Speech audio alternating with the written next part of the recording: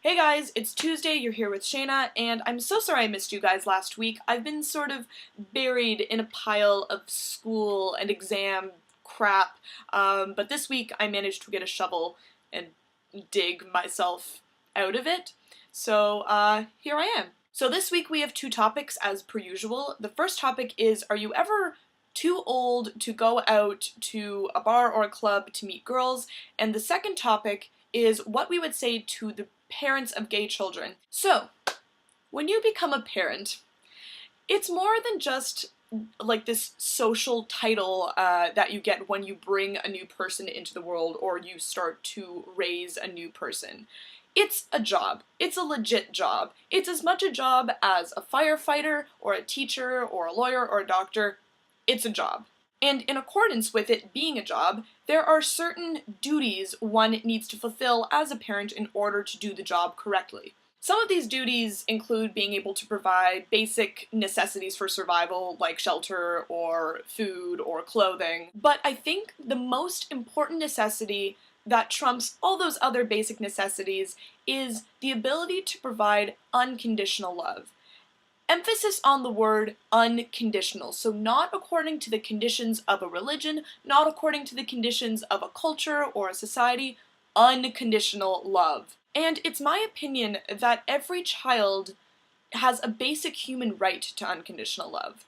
And you know, it's funny, you take someone like Rob Ford, who, in case you are unaware of who he is, which most people I think are at this point, he is the mayor of Toronto who is a pretty big fan of crack smoking and lying and interacting with criminals, and in the midst of all of this scandal sort of surrounding him, his mother was interviewed in a pretty big Toronto newspaper not too long ago. And something that really stood out to me when I was kind of thinking about this topic was the fact that she, I'm pretty sure, made the point that yes, he's done all these terrible things, and yes, he's said all these terrible things, and yes, he's made all these mistakes, but he's her son, and because of that, she's not going to stop loving or supporting him. Fair enough.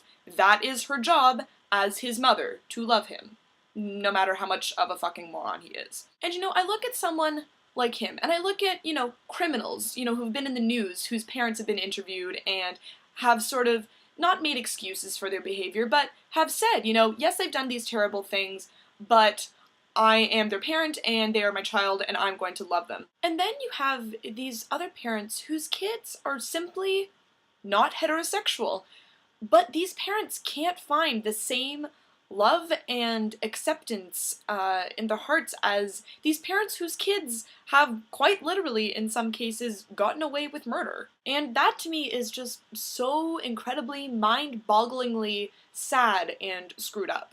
But just getting back on track to the actual topic at hand of what I would say to the parents of gay children, it's probably something along the lines of this.